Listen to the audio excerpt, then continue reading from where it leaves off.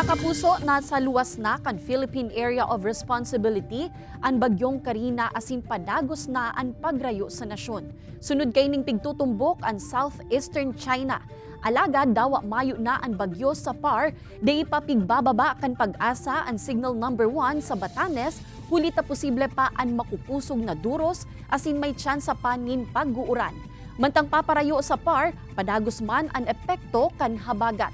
Sa datos kan Metro Weather, hababa na ang tsansa kan mahiwasang uran sa Bicol Region. Apwera sa Camarines Provinces, Albay asin Sorsogon.